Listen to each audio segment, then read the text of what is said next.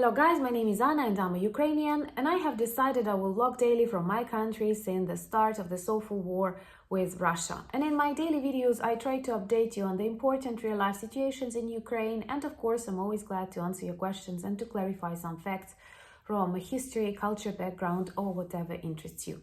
And today I want to speak about a very global topic, something people don't want to think about, including me, and that is the Third World War.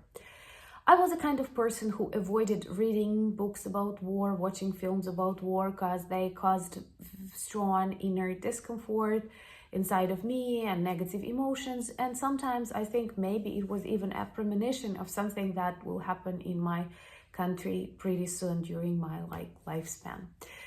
And at the beginning of this full-scale war on the 24th of February, many countries were surprised to see what Putin did to us.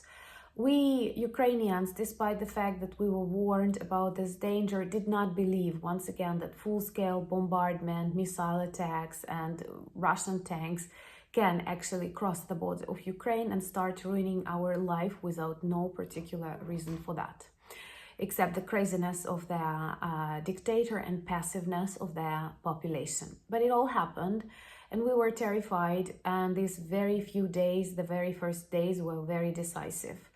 I know that many influential global politicians were observing what is happening, not because they are cruel, but because, once again, they are also normal, non-biased people, and they did not believe something similar is possible. Also, many were fascinated by the myth that Russia is really strong, they have the second strongest army in the world, they know everything about Ukraine, and Ukraine maybe is actually a part of Russia. But we managed to outstand this aggression. We managed to unite and to start fighting. The president did not leave the country. People started volunteering. To the army. We were using all the weapons we have, and we developed a pretty good communicative strategy with the world, showing what Putin and his regime does to the country and how we fight against that, protecting every corner of Ukraine and demonstrating how dangerous he can be to the rest of the world. Of course, being smaller than Russia, being continuously demilitarized by various pro-Russian figures in Ukrainian government, we did not have enough weapons to withstand long.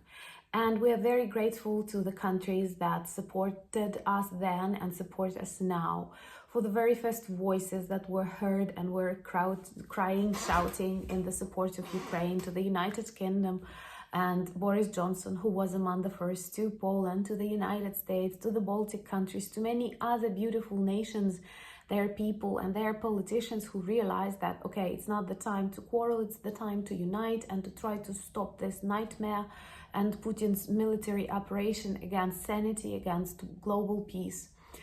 And then very quickly, when Putin realized that democratic countries unite around Ukraine, he started threatening them, which once again proves that Russia is a terrorist state, and he started threatening that he can nuke them, that any military support to Ukraine will be treated as direct aggression against Russia. And many started doubting, because it is dangerous to quarrel with a person like that, with a nuclear button, with a crazy head, hidden somewhere in the bunker, believing that he is the leader of the world. And I totally understand this kind of doubts, but after the start of the full-scale war, or even long before, because Russia has demonstrated aggressive policy against Chechnya, against Moldova, against Georgia, against other cultures, and especially indigenous peoples that live on its territory for a long period of time. And when all of that was accepted, just like the annexation of Crimea by the global society, Putin treated it as a green light for the continuance of his war against normality, against democratic values, against freedom. And when I come across comments in my below my videos where people say that, okay, he's crazy, we don't have to provoke him, and we don't need the Third World War, I often answer, and this is what I'm going to say now, that I believe that the Third World War has already started. Let me know if you think the different way. I will only be glad to change my mind, honestly. But I think that in his head, Putin started, when he started open direct aggression against Ukraine, he was ready to start the Third World War. And if we don't stop him in Ukraine, he will continue to the countries that he continues to believe are a part of the Ruski Mir or Eastern Bloc, or were once communist countries, or whatever you name them. And it is all very dangerous. That's why we have to be united in our fight against Ruski Mir, against Russian aggression and their terrorism. And what is a world war? It is not only the second or the first that we read about them in newspapers, in historical books, we study at the university, we watch the films about that. When we look at the definition of the world war, we have to realize that it involves different countries, different positions, and it polarizes the world. And the polarization of the world, this division of the world, can be really deadly for the planet. And right now we see this polarization. We see the countries that support Russia, like Iran, like Syria, like the North Korea, and all of them, some of them actually, they have nuclear weapons, which makes them more dangerous. And Iran, despite the fact that they say, well, they do not provide kamikaze drones or something else, they continue doing it. And recently they started threatening Saudi Arabia. And we know that China is observing everything very attentively, trying to suppress people of Taiwan and people of Hong Kong. I'm not even saying about the indigenous people, the Tibetans and others who suffer on the territory of China.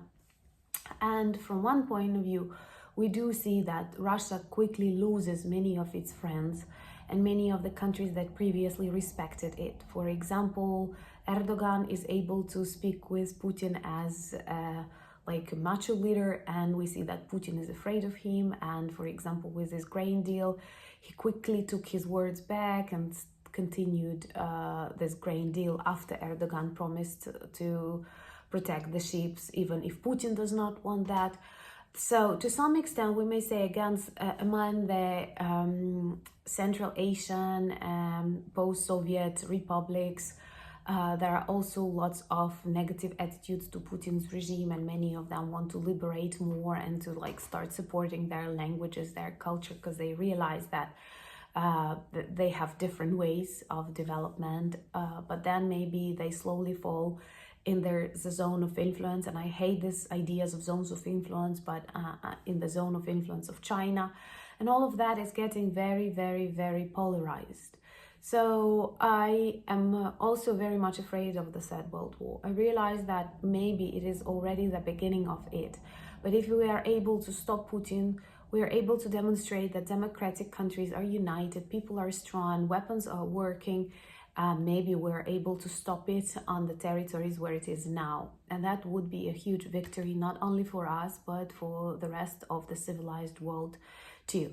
Because when you see these fast reactions to really bad actions, to crimes, to terrorist threats, and sometimes this stops bullies and criminals, and it can also be a lesson to the leaders like Putin all over the world, because there are many. I'm not speaking about the countries of Africa or the countries of Latin America, not because like I'm not an expert 100%, but there are things that I read and I realize not all of these countries are happy living with the regimes they have.